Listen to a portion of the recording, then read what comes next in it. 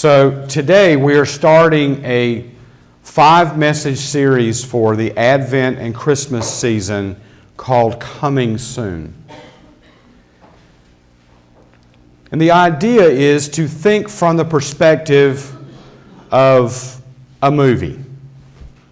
You know, when you go to the movies, and those of you that have been recently, the commercials at the beginning.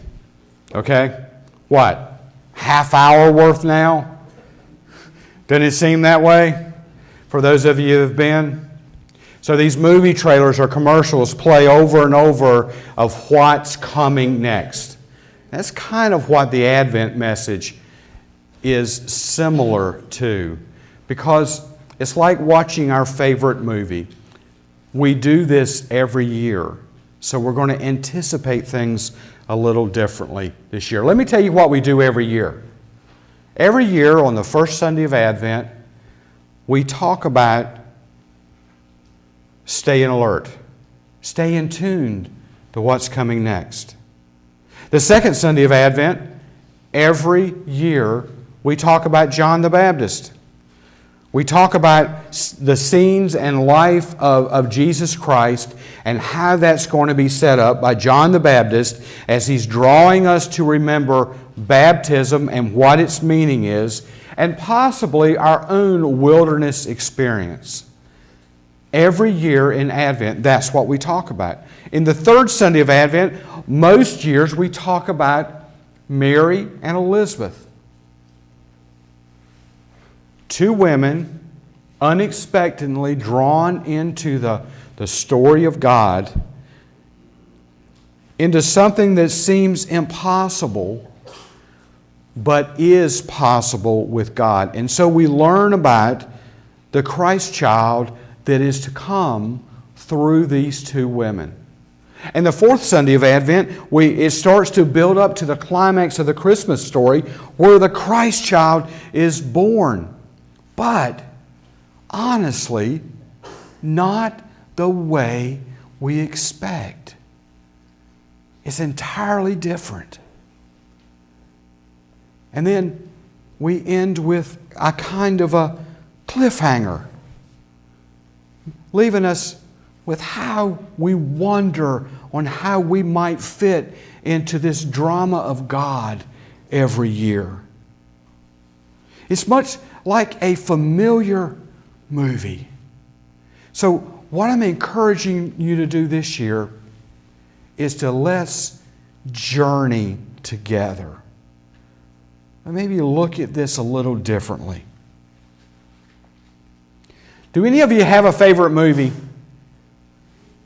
Hello? Yeah? Do you? Yeah, I'm not going to ask you to tell me what they are at this point, but you know that movie that you've seen over and over and over again, right? And we know those lines that are coming up, right? You know, for me, it's, you're going to shoot your eye out, kid, right? You know, the Christmas Story that plays every year. My daughter actually bought me a coffee cup that has the Christmas Story on the outside of it. One of my favorite movies. We all have these favorite movies that we watch over and over and over again, and we watch them and we know the next line that's coming up. We could probably sit down and write a script, right? We know the punchline to the jokes. We know the funny spots that are coming. We're sitting on the edge of our seats on those crucial scenes continually over and over again, even though we know what's going to happen. And yes, even those tender moments, our heartstrings are still drawn. We remember those things. So if the Christmas Story is a favorite movie, then boy, as our passage, it leaves us with something. All right, so I want to try a little exercise here. I want us to pretend that we're actually watching the commercial for a movie. Can y'all do that? All right, so first I want you to close your eyes. Everybody close your eyes, and I want you to imagine the screen is dark, and the narrator comes on and says these words. In those days after the suffering of that time, the sun will become dark and the moon won't give its light. Now open your eyes as the screen lightens up and the camera pans to the image of a fig tree. And then the voice continues, but no one knows that day or hour, not even the angels or the Son, only the Father. Wow. Would you go see that movie? It should probably be called The Advent Apocalypse, right? Right? I mean, because there's not any cute sheep, there's not any shepherds, there's not any angels, there's not any Mary or Joseph or a nativity. There's none of that we expect. It's just, that's how it starts. But I'm wondering if that's how Advent starts, and we start from that, knowing that this is a season of expectation and preparation and waiting. What are we waiting for? Are we merely waiting for the arrival of a baby?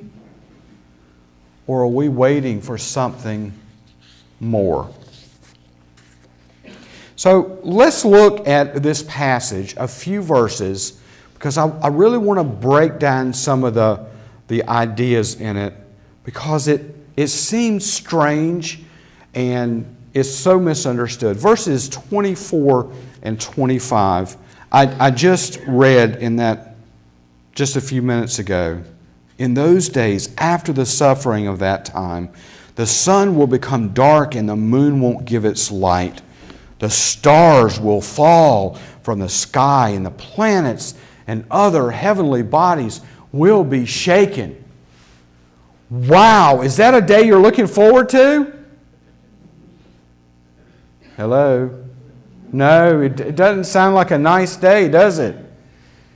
But that's the way this passage starts. So what's going on here? In the Old Testament, this is a way poetically to talk about prophecy. This is a way to talk about the arrival of the Son of Man. So what is it talking about here? It's talking about something called a divine theophany. Now, a theophany is when God shows up in a physical type of way. An example of that would be the burning bush that Moses knelt before. God showed up physically in the bush itself that wasn't consumed by fire and spoke directly to Moses. That is a theophany. Jesus is a theophany. As Jesus, God was among us, Emmanuel, and through Jesus' especially the transfiguration and resurrection and ascension, we have specific ways that God was here. And so this passage is talking about a very intense divine theophany, so that God Himself is here in such a way that the planets, the stars, everything in the heavens cease or stop to do what they were created to do. That God is here in such a large event, the coming of the Son of Man into creation, that everything stops. That's what this passage is talking about. So, in its purest form, this passage is a passage of hope. Of hope of what is yet to come. Because this will be a great day. It will be a great day. But the way it's portrayed here, we sometimes get lost in the meaning. Let's look at verse 28. Jesus is trying to explain it to us, and He says, learn this parable from the fig tree. Now, this parable about the fig tree is one sentence, probably the shortest parable that He ever told of the 40. He says, after its branch becomes tender and it sprouts new leaves, you know that summer is near. Okay. So a fig tree starts to grow, it starts to blossom, starts to produce fruit. When does that happen? In the spring or the summer, right? And so therefore, you can say that because the fig tree is doing this, we know what season it is. So Jesus is saying, when you see the heavenly bodies stop doing what they were created to do, then God is near, and the Son of Man is near. And the Son of Man is preparing to return. Does that make sense? Does it make sense? Okay, so what else does that mean? Does the parable of the fig tree tell us when? Does it tell us when the Son of Man's returning? No. It just says, when you see these things, that's when it's happening. Nowhere does it reveal when it's going to happen. It can arrive at any time. It's basically saying to us, just like that movie coming out, check your listings. Stay tuned. Watch carefully. Stay alert. That's all it's saying, not specifics. Let's look at Mark 32 and 33. But nobody knows when that day or hour will come, not the angels in heaven and not the Son, only the Father knows. Watch out, stay alert. You don't know when the time is coming. When is the time coming? We don't know. Does it say March 1st, 9:15 in the morning in the year 2018? No. Let me give you a hint. This will help you out in the future. There is no biblical code that tells us when the end of everything is. Who knows? The Father. The angels don't know. The Son doesn't know. The Father knows. And when it's time, it's time. And that's what this is telling us. There is a sense of urgency, though, in this parable. Because we know these events will happen in the far future, whenever that will be, or in the here and now. We know it's going to happen. Therefore, there is no time for patience. Those of you that are generally by nature impatient people, this is your time. I'm just saying, right? Because there is a sense of urgency here. There's no time for complacency. Now, we're called to wait, and wait by nature means we should be patient, right? How many of you have ever been to the doctor's office with someone that's impatient? It is, I don't know, time will just not move fast enough, right? But this parable by nature is telling us to wait impatiently because something big is happening. So I want to think about what that looks like. What would it look like if we lived our life literally on red alert? So that we weren't missing out on the beauty. Think about that. That we're not just hanging out, we're looking for the beauty. How about if we lived our life alert to the miracles of God? How about that? What would that look like? How about if we lived our life on alert so we weren't denying the ways that Jesus speaks to us or calls us?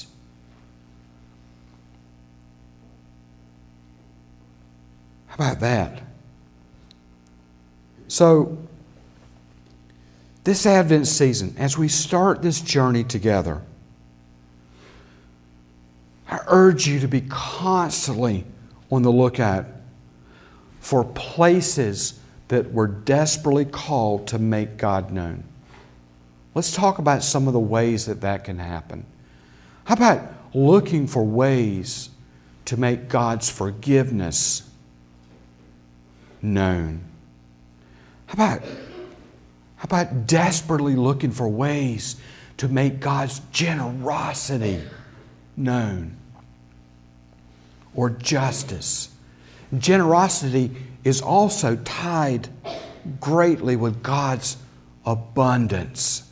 We don't really talk about abundance very much, but God is an abundant God. You think about grace, that's abundance. How can we live into a space of abundance and show generosity and justice in that abundance? How about this? How about if we're desperately looking to show others that immeasurable amount of God's love? How about if God's people were active in Advent looking for those? How about if in Advent we were so active and alert in our lives that we were like the shepherds in the field, just waiting for what God was going to do next? We were ready for that message from the angels. Or maybe we're like the wise men. We don't really think about the wise men that much, but you realize that the wise men by nature, according to what we know in Scripture, were astronomers. They were scientists. They were looking at the stars constantly, looking for that star that would fulfill a prophecy.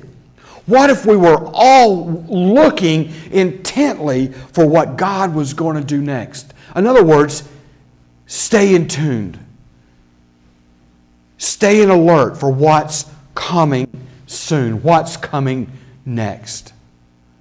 And I know we do this every single year, but I'm telling you, church, if we would embrace the idea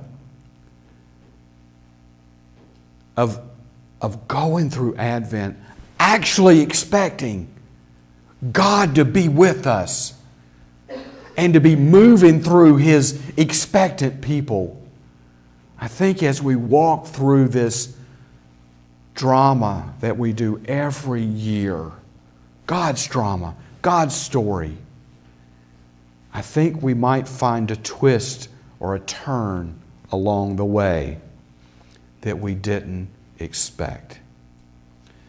I offer these words to you today in the name of the Father, the Son, and the Holy Spirit. Amen.